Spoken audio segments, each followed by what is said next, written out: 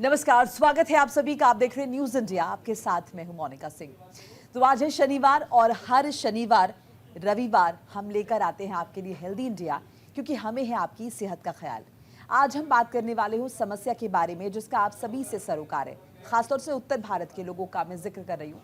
क्योंकि देखिए, जैसे ही दिवाली गुजरती है और ठंड आने लगती है, प्रदूषण अपने चरम पर जाता है, अपनी पीक पर जाता है पॉल्यूशन, जिसकी वजह से बहुत सारी स्वास्थ्य संबंधी समस्याएं होती हैं, दिक्कतें होती हैं।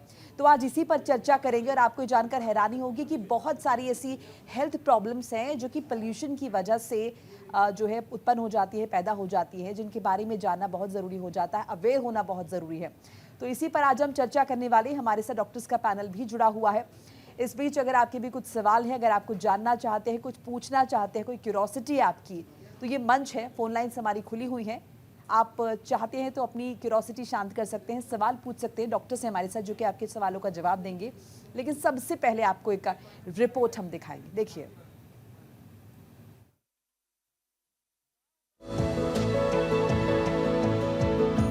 उत्तर भारत में, खासतौर से दिल्ली एनसीआर में धीरे धीरे ठंड का प्रकोप बढ़ रहा है। बढ़ती ठंड के साथ हर साल की तरह प्रदूषण का स्तर बढ़ रहा है। वायु प्रदूषण एक समस्या है जो गैस, रसायनों और छोटे कणों जैसे प्रदूषकों के उत्सर्जन के कारण होती है। ये हमारे स्वास्थ्य के लिए बहुत हानिकारक है। गंभीर वायु प्रदूषण और बढ़ती AQI से लोगों को सांस लेने में दिक्कत हो रही है। वायु प्रदूषण एक खामोश हत्यारा है। यह हर साल लाखों लोगों की मौत के लिए जिम्मेदार है और ये संख्या बढ़ती जा रही है क्योंकि औद्योगिकरण और शहरीकरण लगातार बढ़ रहा है। इससे भी ज्यादा चिंताजनक बात यह है कि वायु प्रदूषण सिर्फ सांस की समस्या ही नहीं पैदा करता, बल्कि कुछ बीमारियां जानलेवा भी होती हैं। इसमें हृदय रोग से लेकर कैंसर तक शामिल है। वायु प्रदूषण एक बड़ा पर्यावरणीय और स्वास्थ्य जोखिम है। इससे ऐसी बहुत सारी स्वास्थ्य समस्याएं हैं जो आपकी सेहत पर प्रभाव डालती हैं, जैसे हृदय रोग, कैंसर, तंत्रिका संबंधी विकार, पाचन संबंधी विकार जिसे जठरांत्रिय विकार कहते हैं,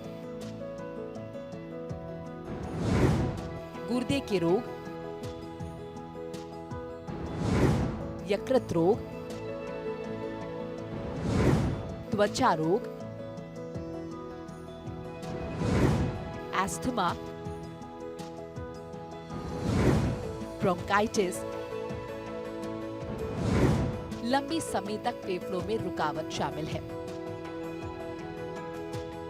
एक सर्वे की माने तो वायु प्रदूषण से दुनिया भर में हर साल 6.7 मिलियन असामयिक मौतें होती हैं।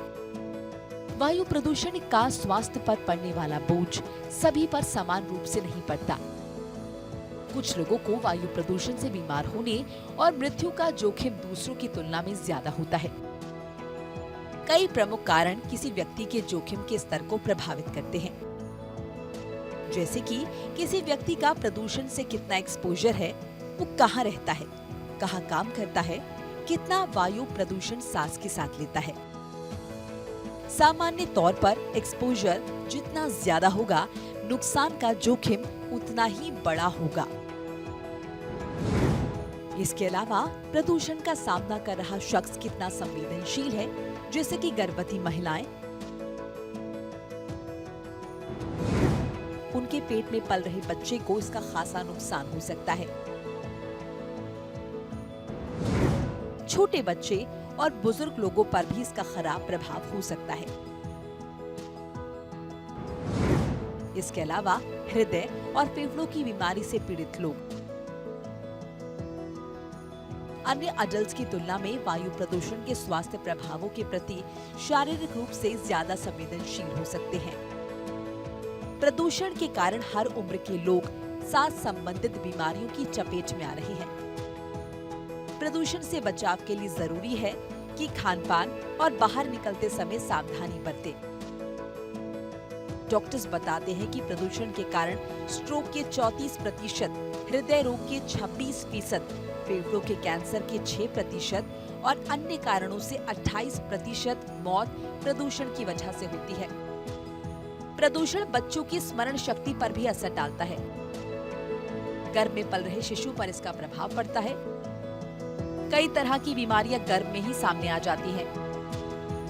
कई बार उनका शारीरिक विकास नहीं हो पाता। हर उम्र के लोगों में सर्दी खांसी बढ़ जाती है। चर्म रोग बढ़ने के साथ ही कैंसर की संभावना ज्यादा बढ़ जाती है। प्रदूषण से होने वाली बीमारियों के लक्षण जुकाम होना, सांस लेने में तकलीफ, आंखों में जलन, खांसी, टीबी, गले में इंफेक्शन, साइनस, एस्थमा, फेफड़ों से संबंधित बीमारियों के केसेस बढ़ जाते हैं। ऐसे में अपना ख्याल रखें। घर से बाहर निकलते समय मुंह पर मास्क का इस्तेमाल जरूर करें। इसके अलावा आंखों पर चश्मा लगाएं। न्यूज इंडिया के लिए मोनिका सिंह। तो देखिए, पोल्यूशन के बारे में बात करने वाले हैं और पोल्यूशन का क्या नेगेटिव इम्पैक्ट पड़ रहा है हमारे जीवन पर, हमारे ऑर्गन्स पर, क्या क्या समस्याएं हो सकती है हेल्थ रिलेटेड, कौन कौन सी प्रॉब्लम्स हो सकती है, इस पर हम डिस्कशन करेंगे।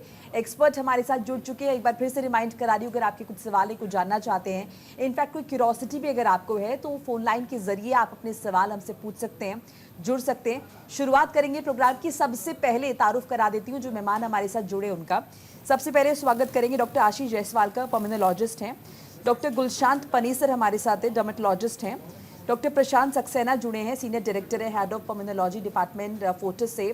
डॉक्टर नीतू जैन है, आयुर्वेदाचार्य हैं। डॉक्टर संजीव सिन्हा हमारे साथ जुड़े हैं, प्रोफेसर ऑफ मेडिसिन, एम्स से। आप सभी मेहमानों का बहुत बहुत स्वागत है स्टूडियो में। और शुरुआत में करूंगी डॉक्टर संजीव सिन्हा के साथ। डॉक्टर संजीव, आप सुन पा रहे हैं मुझे?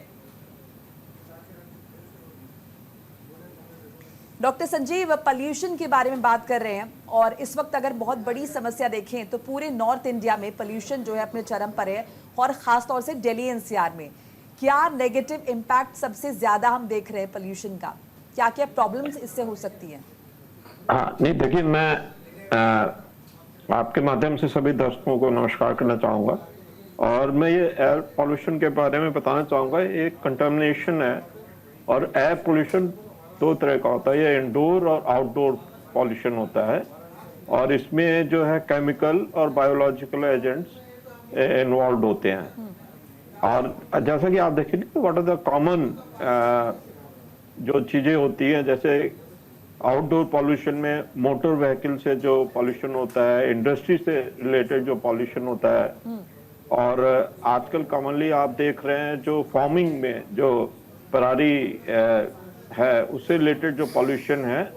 और साथ में जो है ना, ये पॉल्यूशन जो है मल्टीपल पब्लिक हेल्थ कंसर्न है, including the particulate matter PM 2.5 and carbon monoxide, ozone, nitrogen dioxide, sulphur dioxide. तो ये कुछ कॉमन पॉल्यूटेंट्स हैं जो हमें ये पॉल्यूशन करते हैं, आउटडोर पॉल्यूशन करते हैं।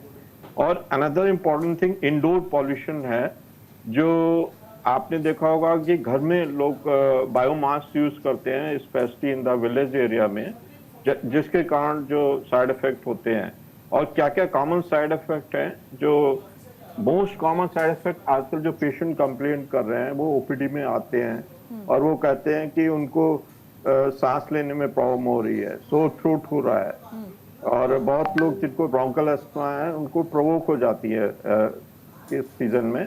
और साथ में COPD जिन पेशेंट को है उनको भी एक्यूट एक्सेलरेशन हो सकता है। और इसके कारण कार्डियक डिजीज भी हो सकती है, कॉरोनरी आर्टरी डिजीज हो सकती है, स्ट्रोक हो सकते हैं, लंग कैंसर हो सकता है।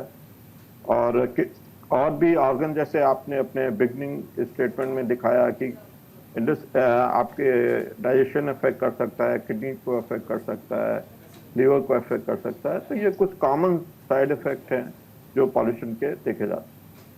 डॉक्टर आशीष जायसवाल आप पल्मोनोलॉजिस्ट हैं और मुझे लगता है कि सबसे ज़्यादा इश्यूज जो हैं वो इसी से रिलेटेड होते हैं। सो अभी आप देख रहे हैं कि आपके यहाँ ज़्यादा मरीज आने लगे हैं पहले के कंपैरिजन में? हाँ जी, जब से ये आउटसर्ज हुआ है तब से मरीज बहुत ज़्यादा आने लग गए हैं।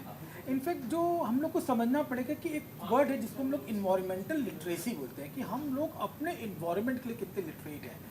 देखिए जो पोल्यूशन की कॉज है ये एक दिन की प्रॉब्लम नहीं ना, ये तो सालों की प्रॉब्लम है। हम जब भी ये वेदर आता है, जब भी ठंडक आती है, स्मॉग बनता है, तब ये सारी प्रॉब्लम, जो सारे पेशेंट्स की प्रॉब्लम है, ये बढ़ने लग जाती है।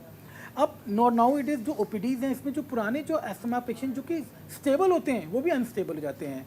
सीओपीडी या ऐसे जो कार्डिक इलनेस है, आप देखिए इसमें भी बहुत ज़्यादा बढ़ता है, बिकॉज स्मोकिंग हमारे मल्टी सिस्टमिक इन्वॉल्वमेंट है, मल्टी सिस्टम को इन्वॉल्व कर रहा है, असर कर रहा है।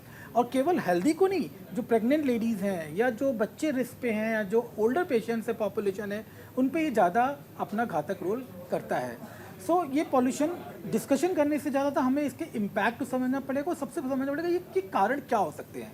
जो तीन सबसे इम्पॉर्टेंट कारण है वो है वेहिकुलर पॉल्यूशन, जो रोड पे डस्ट है वो सब है, और जो हम लोग बायोमास जो हम लोग ये जल रहा है होटल्स में या जो गांव में, या जो जिसके कारण इमीडिएट जो हमारी हेल्थ पे असर हो सकता है। इमीडिएटली अगर हम लोग बात करेंगे क्या सिम्टम्स हो सकते हैं, तो आंखों में जलन होना, कफ में पेन होना, ऐसा लगना कुछ चीज़ अंदर की तरफ फंसी हुई है, ब्रेथलेसनेस होना, चेस्ट टाइटनेस होना। इसको आप इग्नोर ना करें। अगर ये सिम्टम्स बढ़ रहे हैं तो ज़रूर से अपने डॉक्टर को बताएं, और अगर आप एस्थमेटिक हैं तब भी अपने डॉक्टर को ज़रूर से बताएं। इन वार्निंग सिग्नल्स का आपने को बहुत ज़्यादा ध्यान रखना चाहिए। इंपॉर्टेंट ये है कि इसको रोका कैसे जाए, as individual level, as a social level हम इसमें क्या कर सकते हैं, बिकॉज इसको ख़त्म करने के लिए तो you need a national and district level पे और इन स्टेट लेवल पे एक पुख्ता ज़रूरत है किसी चीज़ को इम्प्लीमेंट करने की। एज ए सोशल अगर हम लोग जो कर सकते हैं अपने पेशेंट्स के लिए, तो जब भी AQI बहुत ज़्यादा, आप देख रहे हैं AQI 450 से ज़्यादा जा रहा है, इसमें अभी गवर्नमेंट ने ग्रैप 4 अपनी सारी इम्प्लीमेंटेशन लग दी है। तो as a person, as a society, आप लोग जब AQI सबसे ज़्यादा हो, वो कि अर्ली मॉर्निंग्स और लेट इवनिंग्स आप लोग अवॉइड करें, घर के अंदर रहें, अपने बच्चों को बाहर खेलने के लिए ना भेजें, क्योंकि उसमें सबसे ज़्यादा आपके लंग पे असर पड़ता है। जो पेशेंट अर्ली वॉक्स करते हैं वो बेटर कोशिश करें, वो अपना 2 से 5 किलोमीटर जाएँ, जब AQI का जो अमाउंट है वो थोड़ा सा कम रहता है। अपने घर को वेंटिलेट रखें।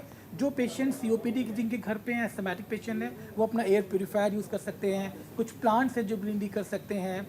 देखिए इंपॉर्टेंट क्या है कि आसपास जहाँ डस्ट को ख़त्म करने के लिए अपन वाटर शावरिंग कर लें। देखिए आजकल बड़े ही प्लांट्स लग रहे हैं जो वाटर को शावर कर रहे हैं रोड्स पे, इनको और प्रमोट करना पड़ेगा। रोड की जो धूल है उसके अगेंस्ट बहुत काम करना है, बिकॉज यही धूल बार बार उड़ के हम लोगों के पास आ रही है। इन चीज़ का इम्प्लीमेंटेशन अपने लेवल, सोशल लेवल पे भी कर सकते हैं।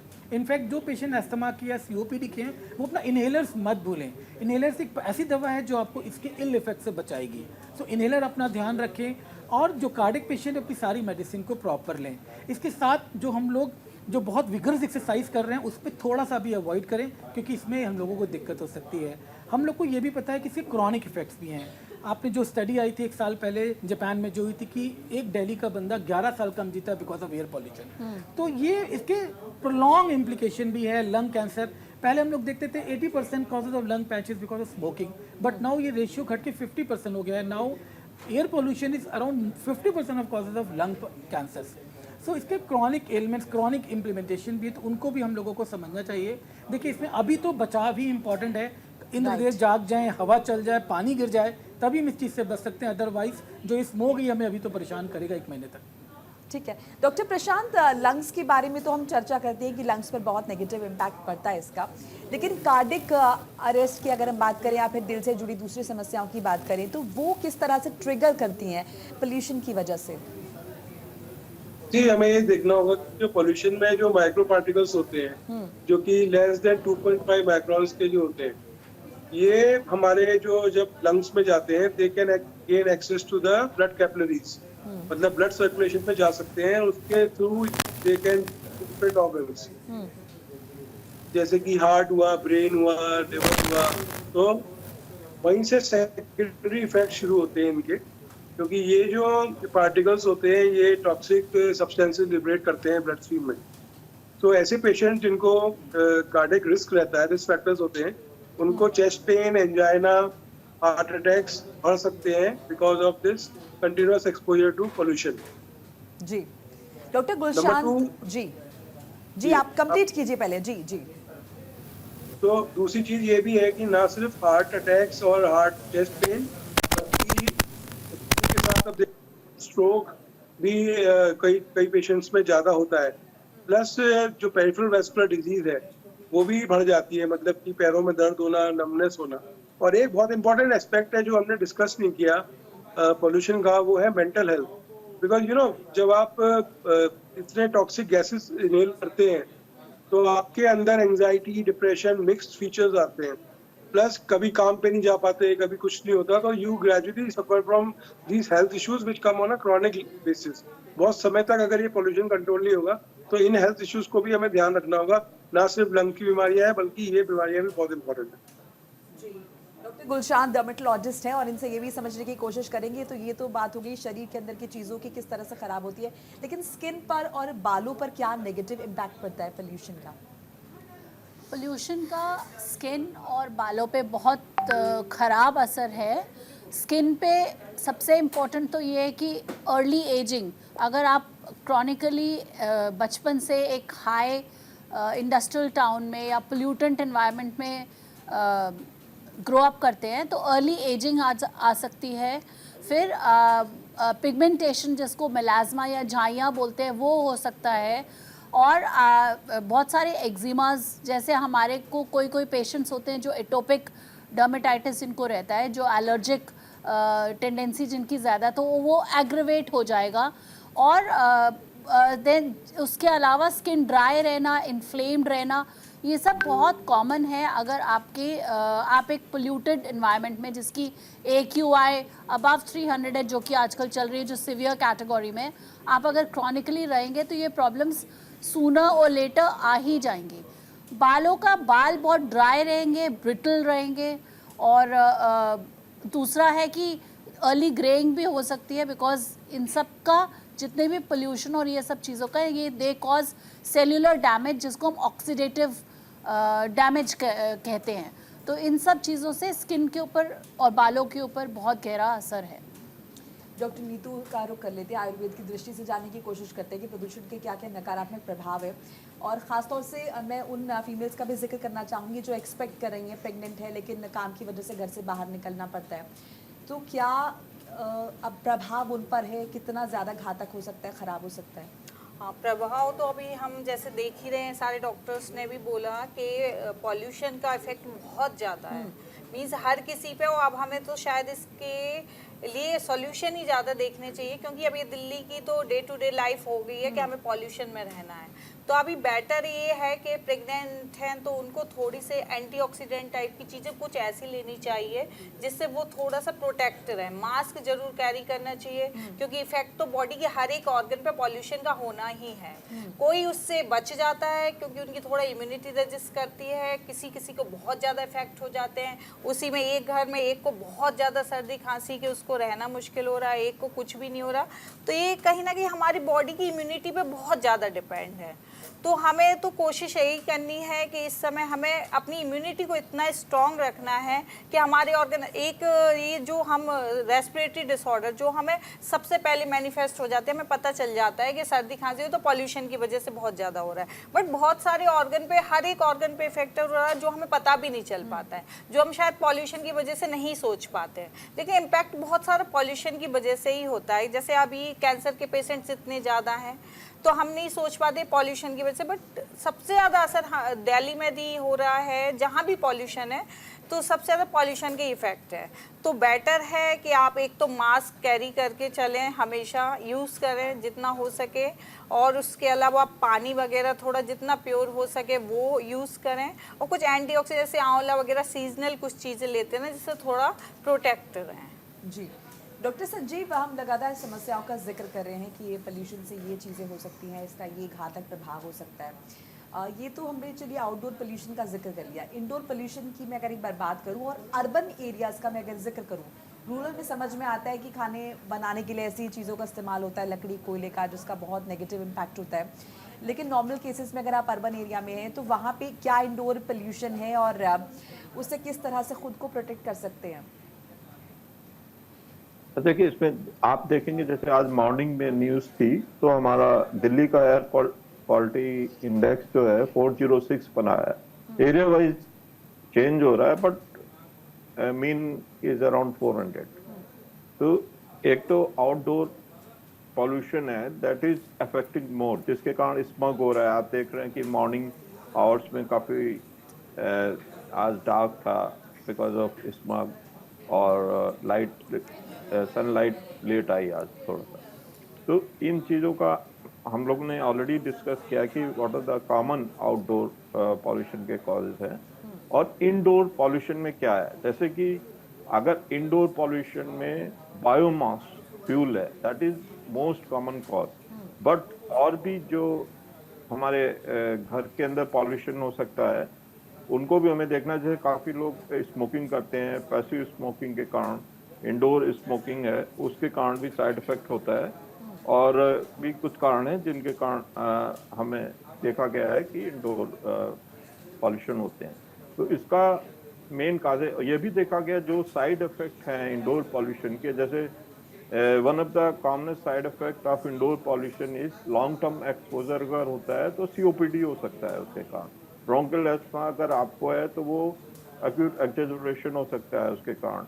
और जैसे साइड इफेक्ट हमने देखा कि कॉरोनरी आर्टरी डिजीज से हो सकता है, स्ट्रोक हो सकता है, और अगर प्रेग्नेंट लेडीज हैं तो उनमें भी साइड इफेक्ट होता है इन चीज़ों। जी डॉक्टर आशीष, साइनस जिन लोगों को है वो इस वक्त किस तरह से अपना ख्याल रखें, या फिर कितनी ही ज़्यादा इफेक्ट अगर हम देखें परसेंटेज वाइज तो कितना ज़्यादा उन लोगों की जो इश्यूज हैं वो और ज़्यादा एग्रीवेट हो रहे हैं? देखिए, जिस तरीके से अस्थमा के पेशेंट को प्रॉब्लम होती है वैसे ही साइनस के पेशेंट को भी प्रॉब्लम होती है, क्योंकि हमको पता है कि जो नोज़ है हमारा एयर कंडीशनर की तरह काम करता है। ये क्या करता है, जो सारे के सारे पॉल्यूटेंट तो उनको कोशिश करता है कि नोज़ में ये ड्रेन आउट्स को वहीं पर रोक दे और जो प्रॉपर फ्रेश एयर को नॉर्मल जो उसको अपने को लंग के अंदर ले जाए। तो सबसे पहला जो ऑर्गन इफेक्ट हो रहा है वो नोज़ की नेजल म्यूकोजा है जो कि पॉल्यूशन से इफेक्ट हो रही है। अगर ऐसा जो साइनसाइटिस के पेशेंट है, जो क्रॉनिक साइनसाइटिस के पेशेंट हैं, उनको सबसे इंपॉर्टेंट है कि अपना स्टीम लेना चालू कर दें। आजकल आइसोटोनिक सलाइन नेजल स्प्रेज आते हैं, थोड़ा वो सलाइन स्प्रेज करें, उससे क्या हो जाएगा जो पॉल्यूटेंट है वो सारे के सारे वहीं के वहीं रह जाएंगे या बाहर निकल आएंगे। देखिए, आजकल एक बहुत कॉमन सिम्टम पेशेंट कर रहे हैं कि वो काले तरीके का कफ आ रहा है। ये कफ नहीं, ये सूट है जो कि नोज़ के थ्रू हम लोग बाहर नेजल ड्रॉप से बाहर निकाल रहे हैं। तो इसका मतलब है अगर ये अंदर जाता है तब भी प्रॉब्लम कर सकता है, अंदर यहाँ जमा रहता है तब भी इन्फेक्शन कॉज कर सकता है। इनफैक्ट इसी कारण साइनस के पेशेंट ही बहुत बढ़ रहे हैं। तो बहुत इंपॉर्टेंट है स्टीम ले और अपने जो आइसोटोनिक नेजल सलाइंस है इन पर दे। इसमें एक जल नेती है जो कि बहुत ही ट्रेमेंडसली बहुत अच्छा काम करती है, क्योंकि jal neti is a frequent washing, total washing हमारा जितने भी म्यूकस है, जितने साइनसेस हैं उनको करता है। अगर आप जल नेती जानते हैं तो बहुत अच्छा है, ना हो तो सीखें, वो बहुत हेल्प करेगा। डॉक्टर प्रशांत, अब इस वक्त बहुत ज़्यादा अगर हम कॉमन सिम्टम्स की बात करें तो आप लोग क्या देख रहे हैं? इस समय आजकल बहुत सारे पेशेंट जो हमारे पास ओपीडी में आ रहे हैं वो खांसी, लंबे समय तक खांसी चल रही है या फिर छाती में कंजेशन है और वो ठीक नहीं हो रहा है एंटीबायोटिक्स लेने के बाद भी।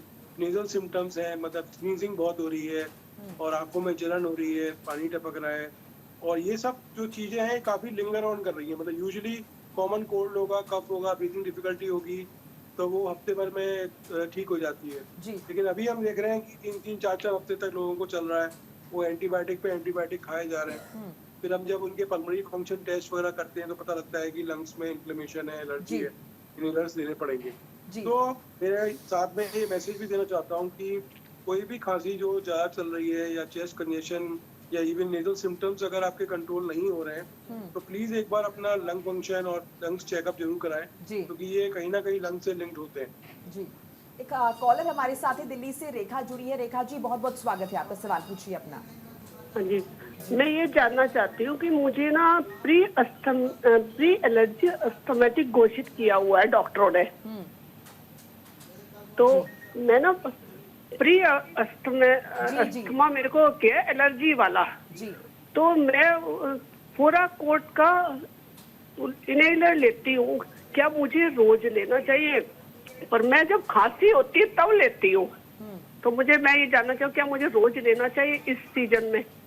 जी, देखिए, जो प्री अस्थमा या आपको एलर्जी वाली खांसी यूजुअली ये ब्रोंकियल अस्थमा के सबसेट में ही आता है। ब्रोंकियल अस्थमा कोई परमानेंट बीमारी नहीं ना, ये टेम्परेरी बीमारी है और इसमें एक्सेसरबेशंस आते हैं। जैसे अभी पॉल्यूशन है, जो ये वेदर है, इसमें और ठंडक में तो आपको जरूर से अपना जो भी इनहेलर आप फॉरअकॉर्ड जो भी ले रहे हैं वो जरूर से लेना चाहिए, इसको छोड़ना नहीं चाहिए। अब आजकल की मेडिकल लिटरेचर में प्री अस्थमा, प्री एलर्जी जैसे शब्द का यूज़ नहीं होता है। हम लोग सब माइल्ड, मॉडरेट, सिवियर में करते हैं। इसका मतलब आपको माइल्ड अस्थमा है जो सीजनल एक्सेसरबेशन होता है, तब आपको जरूर से अपने इनहेलर लेना चाहिए। एक टेस्ट होता ठीक है है जिसको हम लोग पीएफटी बोलते हैं, और एक आईजी का एस्टिमेशन का टेस्ट होता है, वो जरूर आपको कराना चाहिए ताकि ये प्रूफ हो कि आपका एलर्जिक बर्डन कितना है। अगर आपकी पीएफटी में दिक्कत आती है तो आपको सालों साल हर दिन ले सकते हैं। अस्थमा की जो थेरेपी होती है वो स्टेप अप स्टेप डाउन होती है। अगर आप ठीक हो, अपने इनहेलर्स कम कर दें, तकलीफ बढ़े तो इनहेलर्स आप ज़्यादा ले सकते हैं। हम उम्मीद करते हैं कि आपको आपके सवाल का जवाब मिल गया होगा। तो इसी तरह से अगर आपकी भी कुछ सवाल है, कोई क्यूरोसिटी है, तो ये मंच है, प्लेटफॉर्म है जहाँ पर आप फ़ोन करके जान सकते हैं अपनी प्रॉब्लम्स का सोल्यूशन। एक छोटा सा ब्रेक यहाँ पर लेना होगा, फ़ौरन हाजिर हो रहे, कहीं मत जाइएगा। ब्रेक के बाद स्वागत है आप सभी का। तो चर्चा कर रहे हैं पोल्यूशन के बारे में, पोल्यूशन से जुड़ी समस्याओं के बारे में बात कर रहे हैं। ये बात कर रहे हैं कि क्या क्या प्रॉब्लम्स हो सकती हैं, सोल्यूशन क्या हो सकते हैं और प्रिकॉशनरी मेजर क्या रहेंगे, यानी कि खुद को कैसे बचा सकते हैं। इस बीच अगर आपको जानना चाहते हैं तो आप भी फोन लाइन के जरिए अपने सवाल पूछ सकते हैं। कोशिश करेंगे आपकी समस्याओं का समाधान करने की। तमाम एक्सपर्ट हमारे साथ बने हुए। डॉक्टर गुलशान परेसर का एक बार रुख कर लेते हैं।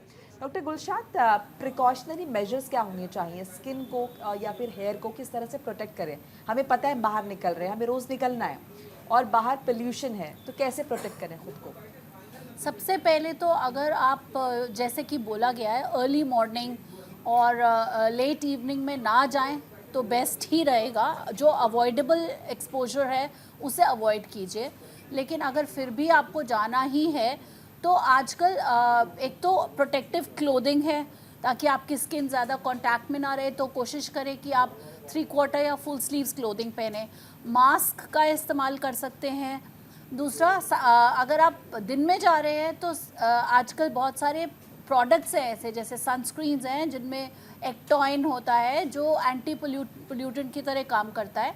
तो वो आप उसको वो वाला sunscreen SPF 30 containing anti pollutant agents जैसे एक्टॉइन वगैरह हो गया, और एंटीऑक्सीडेंट्स भी रहते हैं आजकल सनस्क्रीन में, तो वो लगा करके जाएं। और उसके अलावा प्रोटेक्टिव क्लोथिंग, हैट्स पहन के जा सकते हैं, sun glasses for to protect the eyes.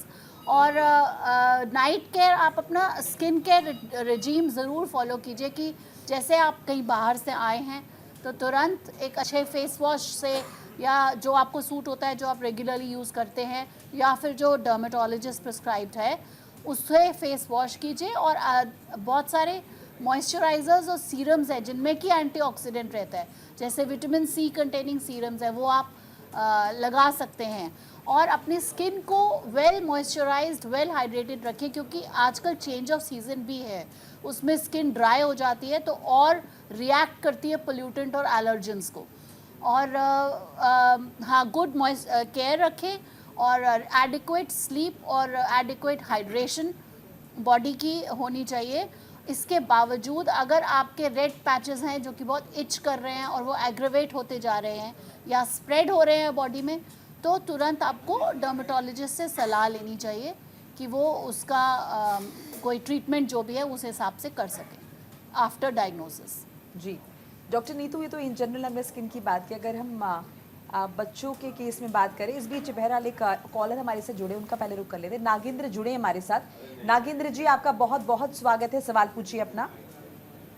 Madam नमस्कार, मैं हिमाचल प्रदेश के सरकाघाट मंडी से नागेंद्र सिंह नेगी बोल रहा हूँ जी। मैडम सबको नमस्कार। मेरा सवाल ये है कि हमारे बहुत सारे रिश्तेदार, गेस्ट, नोन अननोन, और ये जो नीचे डॉक्टर्स जो जहाँ पर AQI बहुत खतरनाक स्तर पे है, NCR और यहाँ तक कि पंजाब में, वहाँ से हमारे रिश्तेदार और दूसरे लोग जो हैं वो हिमाचल की तरफ रुख कर रहे हैं। तो हमारे यहाँ पर भी जैसे पेइंग गेस्ट हाउस हैं, होम स्टे हैं, तो वहाँ पर लोग ठहर रहे हैं, लेकिन टेम्परेचर वेरिएशन या बहुत सारी बीमारियां जैसे फ्लू, फ्लूएंजा और अस्थमा, इस तरह के ब्रोंकाइटिस, तो इस तरह के पेशेंट जो है वो यहाँ पर आ रहे हैं। तो हमें क्या प्रिकॉशन करनी चाहिए, क्योंकि हम लोग भी, हमारे बच्चे भी यहाँ पर थोड़ा बीमार हो रहे हैं या बुजुर्ग बीमार हो रहे हैं, या हमें गलतफहमी है, क्योंकि यहाँ पर टेम्परेचर जो है वो दिन को ठीक गर्म होता है और सुबह शाम जो है अच्छी खासी ठंड है जी। AQI जो है 70 और 100 के बीच में है जी। जी जी डॉक्टर संजीव, आप सुन पाए इनका सवाल? हाँ, बहुत अच्छा क्वेश्चन है इनका जी। तो देखिए, आपका तो थोड़ी सी स्पॉट है, पूरे कंट्री से लोग आते हैं और आप ठंड में कम हो जाएंगे आना, लेकिन फिर भी आपका बहुत अच्छा क्वेश्चन है। अगर आपको, पहले तो मैं ये बताना चाहूँगा, अगर आपको ब्रोंकल अस्थमा है तो आपको ज़्यादा केयर करनी है, या आपके फैमिली मेम्बर्स को इस तरह की कोई प्रॉब्लम है तो आपको ध्यान रखना है कि जो पॉल्यूशन है उससे पर्सनल केयर रखनी है। अपने को ट्रिगर फैक्टर कोई है जो आपको समझ में आता है जिसके कारण आपको ब्रोंकियल अस्थमा बढ़ जाता है, सांस फूलने लगती है, खांसी आने लगती है और चलने में प्रॉब्लम होने लगती है because of all these symptoms. तो ये ध्यान रखना है कि उसको केयर करना है। और दूसरे देखिए, जैसे कि हम लोग ने एक डिस्कस किया कि पॉल्यूशन के कारण क्या क्या डिफरेंट बीमारियां होती हैं, लंग से रिलेटेड, हार्ट से रिलेटेड, ब्रेन से रिलेटेड, डाइजेशन से रिलेटेड। और इसी तरह से आपको ये भी बताऊं कि कुछ इन्फेक्शन भी होते हैं, जैसे वायरल इन्फेक्शन भी काफ़ी आते हैं आजकल। आपने देखा होगा अपर रेस्पिरेटरी ट्रैक इन्फेक्शन हो जाता है। तो अगर आपके पास उस एरिया में बाहर से लोग आ रहे हैं, उनको वायरल इन्फेक्शन है, URTIs है, तो आपको ध्यान रखना है, उनसे डिस्टेंस रखना है, मास्क पहनना है। और साथ में ये भी देखना है कि अगर कुछ लोगों को पॉल्यूशन के कारण ट्यूबरकुलोसिस भी हो जाती है, तो अगर कंटिन्यूसली मोर देन 2 वीक से ज़्यादा खांसी हो रही है तो हमें जांच करानी पड़ेगी। अगर बलगम आ रहा है तो बलगम का जांच कराना पड़ेगा AV या जीन एक्सपर्ट, और अगर ज़रूरत होती है तो चेस्ट एक्सरे भी कराना चाहिए।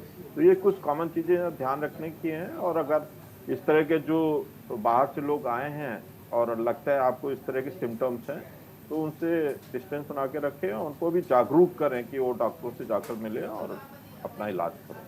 चलिए, हम उम्मीद करते हैं कि आपको आपके सवाल का जवाब मिल गया होगा। हमारे साथ एक और कॉलर है, रेनू जुड़ी है हमारे साथ रायबरेली से। बहुत बहुत स्वागत है आपका, सवाल पूछिए अपना।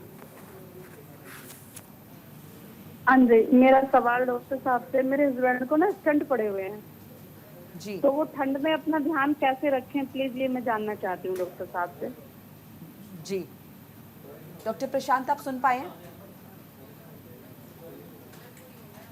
डॉक्टर आशीष। देखिए, जो भी कार्डिक पेशेंट हैं वो चाहे तो स्टंट पड़े हैं चाहे तो नहीं पड़े हैं, वो ज़्यादा ससेप्टेबल होते हैं ठंडक में, क्योंकि ठंडक में जो टेम्परेचर वेरिएशन होता है इससे हमारा सिम्पैथेटिक सर्ज पे भी असर पड़ता है, और जब ये पॉल्यूशन बढ़ता है तो तकलीफ ज़्यादा बढ़ती है। जो आपके कार्डियोलॉजिस्ट ने आपको स्टंट के लिए बोला हुआ है कि जो सारी प्रॉपर मेडिकेशन पोस्ट स्टंट है आपको वो प्रॉपर फॉलो करना है, और आपको सबसे इंपॉर्टेंट है पॉल्यूशन से भी बचना है। आप अर्ली मॉर्निंग अगर वॉक करने जाती हैं या लेट इवनिंग जाती हैं उसको अवॉइड करें। जब भी बाहर निकले मास्क लें। आप जो ऐसे पेशेंट्स कार्डिक पेशेंट उनके लिए हम लोग बोलते हैं कि घर पे एयर प्यूरीफायर भी रखें और अपने घर को वेंटिलेट रखें, क्योंकि अगर आप देखेंगे आपके घर का AQI तो वो भी 200-250 के आसपास होता है, जो कि आपके लिए डेलेट्रियस है। यानी आप घर पे अपना एयर प्यूरीफायर रखें और अपने को वेंटिलेट रखें घर को।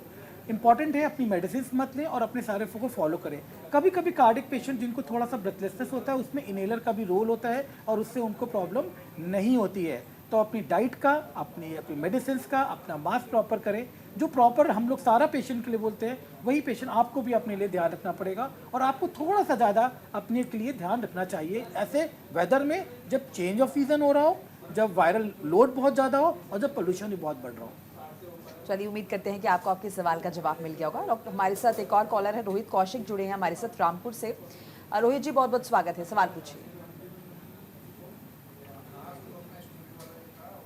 चलिए रोहित जी, फिर से प्रयास कर सकते हैं आप जुड़ने का, संपर्क टूट गया किसी वजह से, तो लगातार कॉलर्स कॉल करें। इस बीच अगर आपके कुछ सवाल हैं तो आप भी जान सकते हैं, पूछ सकते हैं। नीतू जी, डॉक्टर नीतू, मैं आपसे जिक्र करना चाह रही थी कि बच्चों का किस तरह से हम ख्याल रखें, प्रिकॉशंस क्या लें, या फिर अगर हम बुजुर्गों की बात करें, क्योंकि देखा जाता है कि उनका इम्यून सिस्टम कंपैरेटिवली वीक होता है। एक्चुअली सबसे ज़्यादा कॉमनली अभी जो देखा जा रहा है कि बच्चा बिल्कुल पैदा होते ही 4 महीने 5 महीने का जैसे ही उसको रेस्पिरेटरी प्रॉब्लम आती है, और बच्चों को जो सबसे ज़्यादा कॉमनली एंटीबायोटिक प्रिस्क्राइब कर दी जाती है। तो बच्चे इतने ससेप्टेबल हो गए उनकी इम्यूनिटी कि बार बार हर 15 दिन में 1 महीने में एंटीबायोटिक लेते रहते उनकी इम्यूनिटी बहुत वीक होने लगती है। तो बेटर है कि बच्चों को हम कुछ घर में ऐसे मेजर्स दें, जैसे बच्चे को कि जैसे सुबह सुबह थोड़ा सा, हम यदि घर में सारे भी लोग लेते हैं कि जैसे थोड़ा दालचीनी पानी में डाल के रख दिया, तो थोड़ा वो पानी यदि पी के रेगुलर हम दिन में थोड़ा पानी पीते रहेंगे तो इससे हमारी बहुत सारी इम्यूनिटी स्ट्रॉन्ग होती है। च्यवनप्राश वगैरह बच्चों में, मुझे तो लगता है कि शायद ये चीज़ें पहले से ही होती थी, जो पहले से हमारे आचार्यों ने डिस्क्राइब कर रखी है कि बच्चों में स्वर्ण प्राशन देते हैं हम लोग। स्वर्ण प्राशन देने से बच्चा नेचुरली, हम खुद घर में भी देखते हैं कि बच्चे बीमार नहीं पड़ता है, बच्चे की इम्यूनिटी इतनी स्ट्रांग हो जाती है। तो कुछ कुछ चीज़ें ऐसी आती है आप मधु एसटी पाउडर होता है जो बहुत कॉमनली लोग जानते हैं, वो भी देते हैं। तो बच्चों को स्वर्णप्राश, मधु एसटी और च्यवनप्राश, इस तरह की चीज़ें बहुत अच्छी होती हैं। दिन में जब बच्चा डेली, अभी पॉल्यूशन के टाइम तो हम थोड़ा अवॉइड करते हैं कि बच्चे को बाहर इतनी एक्टिविटीज़ के लिए ना भेजें, बट रेगुलरली बच्चे को हमें पूरी कोशिश करनी चाहिए कि आउटडोर एक्टिविटीज़ जितनी ज़्यादा से ज़्यादा बच्चा करे, इनसे भी बच्चों की इम्यूनिटी बहुत स्ट्रांग होती है। और जितना हम बच्चों को मेडिकेशन से बचा के इस तरह के मेजर्स करते हैं तो बच्चे बहुत अच्छे से ग्रो करते हैं और बच्चों को प्रॉब्लम्स नहीं आती हैं कि हमें कोई मेडिकेशन करना पड़े उनको। बिल्कुल। हमारे साथ एक और कॉलर है रोहित कौशिक, एक बार फिर जुड़े हैं रामपुर से। रोहित जी स्वागत है, सवाल पूछिए। नमस्कार मैम, मैं मोहित कौशिक बोल रहा हूँ धामपुर से। सॉरी जी मोहित जी, बताइए। मैम मेरी मदर की एज 68 ईयर है और वो ILD पेशेंट हैं और जब से मौसम चेंज हुआ है और पॉल्यूशन की वजह से वो खांसी उनको लगातार 1 महीने से बनी हुई है। हमें क्या करना चाहिए? जी डॉक्टर संजीव सिन्हा। हाँ देखिए, बहुत अच्छा क्वेश्चन है। पहले तो ये मैं बताना चाहूँगा, ILD है तो ILD कई तरह की होती है। तो ये पहले तो ट्रीटमेंट डिपेंड करता है कि किस तरह की ILD है। अगर कोई पेशेंट है, कॉमनली हमारे पास ILD के पेशेंट का प्रेजेंटेशन होता है, वो शॉर्टनेस ऑफ ब्रेथ होती है, ड्राई कफ होता है, और ये जो है ना मेनली पेशेंट कई बार साइनोसिस भी करके प्रेजेंट होते हैं अगर उनकी ऑक्सीजन लेवल बॉडी में कम हो जाता है। तो ये देखना पड़ेगा कि UIP पैटर्न है या NSIP पैटर्न है CT स्कैन में। तो based on that we start the treatment. अगर फॉर एग्जांपल UIP पैटर्न है तो हम लोग एंटीफाइब्रोटिक ड्रग्स देते हैं, और अगर NSIP पैटर्न है, जैसे अंडरलाइंग आपको कनेक्टिव टिश्यू डिसऑर्डर है या और प्रॉब्लम्स है जिसके कारण NSIP पैटर्न से रिलेटेड ILD डिजीज है, तो हम लोग तब स्टेरॉयड देते हैं। अगर ज़रूरत होता है कुछ केसेस में तो हम स्टेरॉयड प्लस एंटीफाइब्रोटिक ड्रग बोथ देते हैं। और इसके लिए एक बहुत ही इंपॉर्टेंट चीज़ मैं बताना चाहूँगा कि आप अपना ऑक्सीजन लेवल रेगुलरली मेंटेन करते रहिए। जैसे कोविड के टाइम में लोगों ने फिंगर प्रोब लिया था और घर में ही ऑक्सीजन लेवल देख लेते थे। तो ऑक्सीजन लेवल आप देखते रहें। अगर ऑक्सीजन लेवल आपका 92% से कम हो जाता है तो आपको ऑक्सीजन लेने की ज़रूरत है। इन दवाओं के साथ साथ ऑक्सीजन लेने की भी ज़रूरत है। तो ये हम देखते हैं कि समय के साथ ILD जो होती है उसमें लंग डैमेज होने लगता है, और टाइम के साथ फिर हमें देखना पड़ता है कि ऑक्सीजन की रिक्वायरमेंट है कि नहीं। और जिन लोगों को ऑक्सीजन की रिक्वायरमेंट है तो उनको LTOT long term oxygen therapy हम लोग देते हैं, जिनमें 15 घंटे के करीब ऑक्सीजन लेने की जरूरत होती है। और ये जो ILD की डिजीज है इसके कारण हार्ट पे भी इफेक्ट आ सकता है और कार्डियोपल्मोनरी की बीमारी एक जो होती है वो भी हो सकती है। तो ये सब चीज़ें मैनेज करने के लिए आपको अपने करीब के डॉक्टर या जो भी हॉस्पिटल है वहाँ जाकर आपको उनकी राय लेनी चाहिए और पूरी तरह से जांच में कंफर्म हो जाने के बाद ट्रीटमेंट स्टार्ट करना। जी उम्मीद करते हैं कि आपको आपके सवाल का जवाब मैं एक और पॉइंट ऐड करूंगा। जी। देखिए जो भी पेशेंट जिनकी इम्यूनिटी कम है, चाहे वो ILD क्यों ना हो, वो ब्रोंकियल अस्थमा हो सकता है, कार्डिक पेशेंट हो सकता है, किडनी के पेशेंट, ट्रांसप्लांट के पेशेंट या कैंसर के पेशेंट, ऐसे सभी पेशेंट में इम्यूनिटी कम होती है।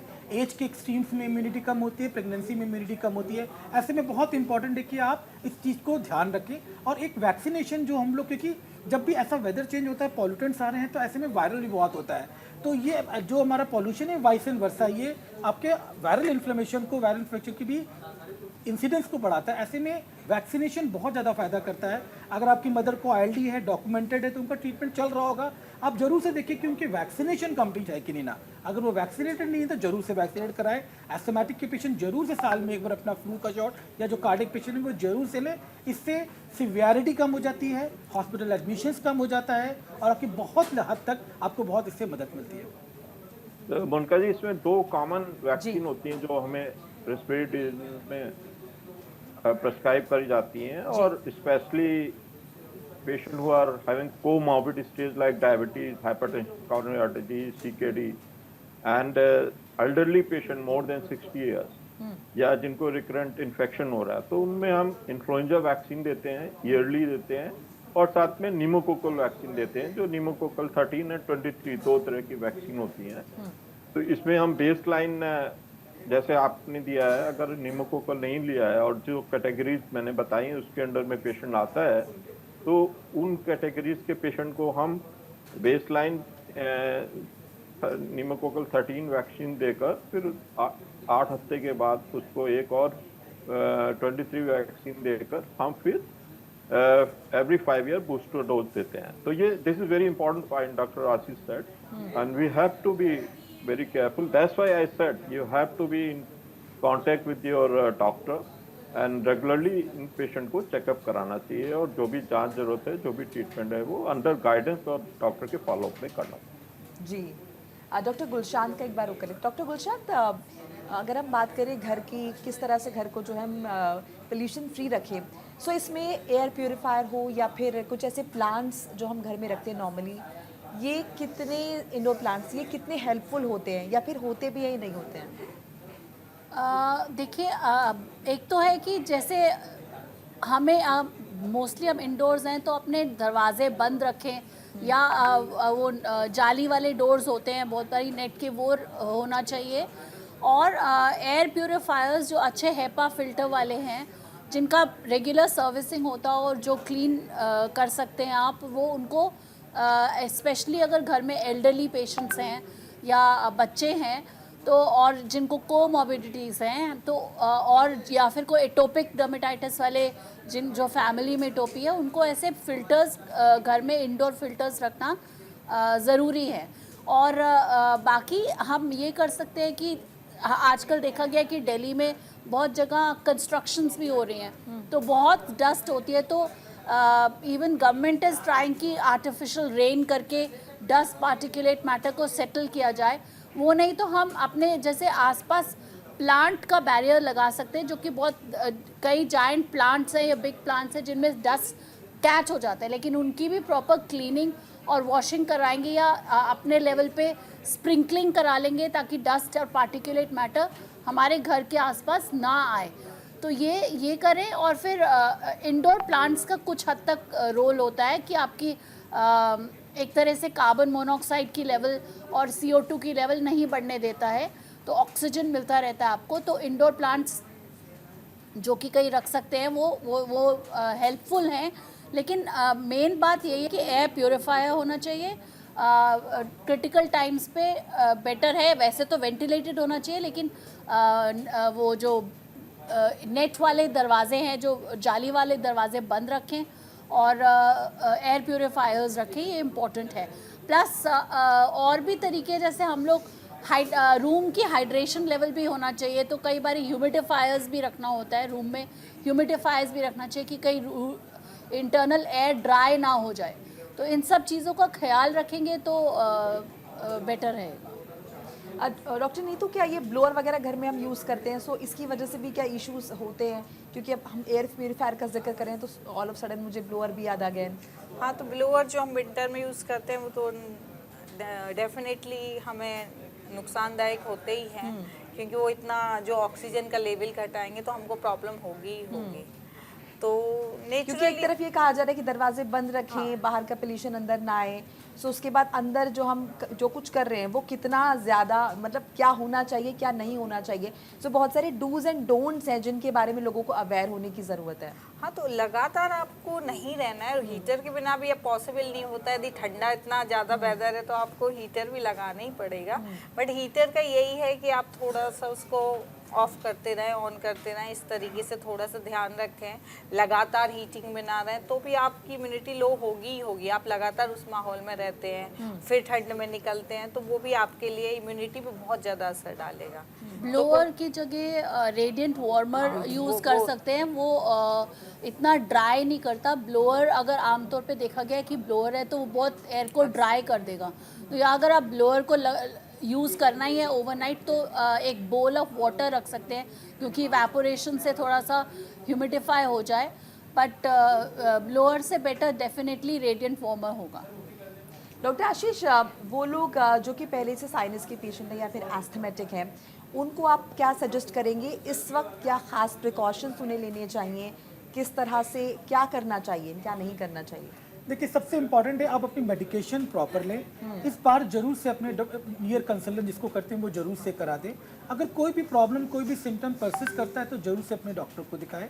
वैक्सीनेशन जरूर से लें, अपने इनहेलर्स जरूर से लें, अपने नेजल स्प्रे जरूर से लें। स्टीम की ज़रूरत है तब वो जरूर से करें। आपके जो नेजल स्प्रेज हैं अगर डॉक्टर बोलते हैं तो वो लें, आइसोटोनिक ले सकते हैं तो कोई दिक्कत नहीं ना। सेकेंड इंपॉर्टेंट है कि इंडोर पॉल्यूशन को कम रखें, वेंटिलेटर रखें रूम को, एयर प्योरीफायर का यूज़ कर सकते हैं। जहाँ तक बात है प्लांट्स की बात है, स्टडीज़ में तो प्लांट्स का कोई बहुत ज़्यादा रोल नहीं ना, मगर हाँ प्लांट रहने से एक मेंटल सेटिस्फैक्शन मिलता है, थोड़ा मेंटल बूस्टअप मिलता है कि we are fine, but as such clinically कोई बहुत रोल नहीं ना। इंपॉर्टेंट है घर के अंदर अगर आपके पास गैसोलीन का कोई फिल्टर है, हीटर है, या गैसोलीन पे खाना बनता है या ऐसे किसी भी खाना बनता है तो इसको अवॉइड करें। रेस्टोरेंट में भी कोल और ये सब अभी बैन हो चुका है, जैसे ग्रेप 4 आता है उसका भी सही से पालन हो। आपको ग्रीन फ्यूल को बढ़ाना है अपने आसपास, तो आप जब कार से आते हैं तो कार के अंदर भी आजकल कार प्यूरीफायर भी आते हैं, उसका भी यूज़ कर सकते हैं। और ग्रीन फ्यूल को प्रमोट करें। गवर्नमेंट नई जो कार्स हैं, जो सोलर बेस्ड कार्स हैं, बैटरी बेस्ड कार्स हैं, इनका आप ज़्यादा यूज़ करें, इससे भी अपनी नेचर को बहुत ज़्यादा अच्छा मिलेगा। कारपूलिंग करें, कोशिश करें कि जितना बायोमास बर्न होता है उसको रोका जाए। ये सारे स्टेप हमें क्यूमुलेटिव लेना पड़ेगा।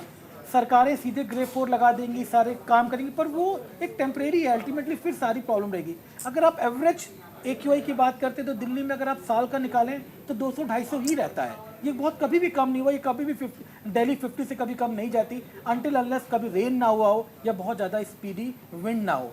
सो इम्पॉर्टेंट ये है कि ये आज की प्रॉब्लम नहीं ना, ठंडक की प्रॉब्लम नहीं ना, ये तो पूरे थ्रू आउट द ईयर की प्रॉब्लम है। सरकारों को समझना चलेगा, हेल्थ की इंपॉर्टेंस समझनी पड़ेगी, इन्वायरमेंट की इंपॉर्टेंस समझनी पड़ेगी।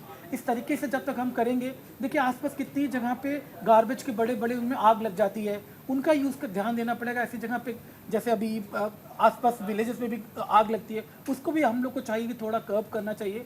जब ये क्यूमुलेटिव हो जाएगा, देश चाहेगा, सोसाइटी चाहेंगी, हम चाहेंगे, तब जाके इस प्रॉब्लम का समाधान हो सकेगा। दिल्ली में 3 लाख कारें एक दिन में चलती हैं, सोचिए कितना पॉल्यूशन उसका होगा।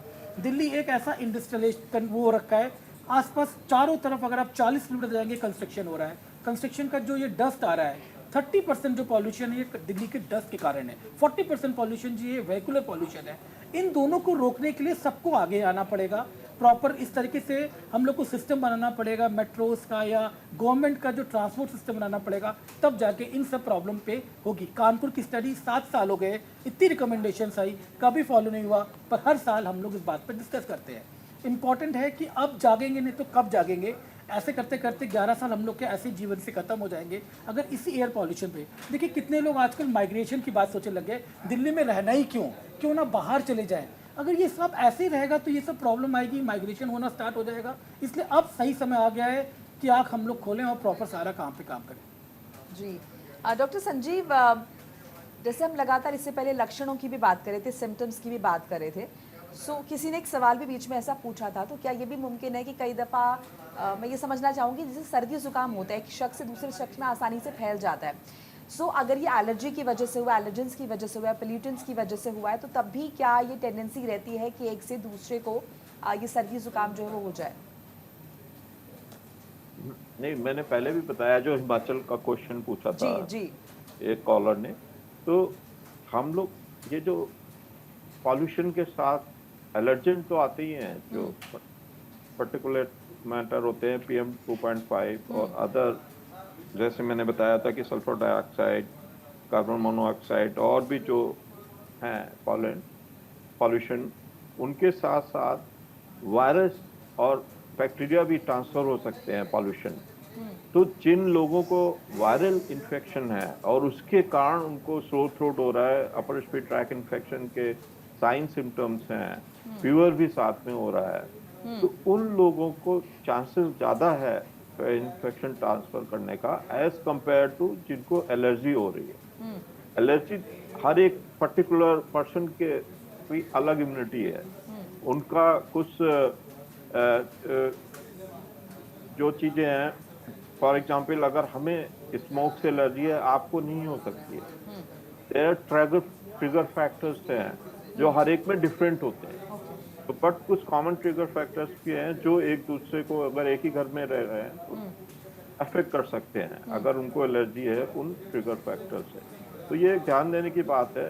जनरली तो ये ट्रांसफर नहीं होता है, बट अगर वायरल इन्फेक्शन है, बैक्टीरियल इन्फेक्शन है और आप क्लोज प्रॉक्सिमिटी में हैं उस पेशेंट के, तो आपको ये सिम्टम्स हो सकते हैं। इसीलिए हम लोग कहते हैं आपको ध्यान रखना है, अगर इस तरह की बीमारी लोगों में है तो आपको पर्सनल केयर रखनी है, आपको मास्क पहन के रखना है, आपको इंडोर जो अभी फैसिलिटीज है यूज करनी है, एयर प्योरीफायर यूज करना है, घर को वेंटिलेटेड रखना है, और साथ में बहुत ही इम्पोर्टेंट चीज है जो हम लोग ने डिस्कस किया है कि अपने को हाइड्रेट करके अच्छे से रखिए। जी, सीजनल फ्रूट्स हैं वो लीजिए, हाई प्रोटीन डाइट लीजिए, और सीजनल वेजिटेबल्स हैं वो लीजिए, और अपनी इम्यूनिटी बढ़ाने के लिए अगर जरूरत है तो विटामिन भी ले सकते हैं। बिल्कुल। आप सभी मेहमानों का बहुत बहुत शुक्रिया अपनी कीमती राय साझा करने के लिए, हमारे दर्शकों को तमाम एडवाइस देने के लिए। पोल्यूशन एक ऐसी समस्या है जिससे मिलकर निपटना होगा। हालांकि हमने चर्चा लगातार इस बात पर भी की कि किस तरह से आप प्रिकॉशन ले सकते हैं और खुद को सुरक्षित रख सकते हैं। बहरहाल आप सभी मेहमानों का बहुत बहुत शुक्रिया हमारे साथ जुड़ने के लिए और आपका ये शो देखने के लिए। उम्मीद करते हैं कि आज के शो से आपको कुछ फ़ायदा ज़रूर हुआ होगा। फिर मुलाकात होगी अगले एपिसोड में एक नई समस्या के साथ, निश्चित तौर पर समाधान भी लाएंगे। तब तक के लिए दीजिए इजाज़त। आप देखते रहिए हेल्दी इंडिया। नमस्कार।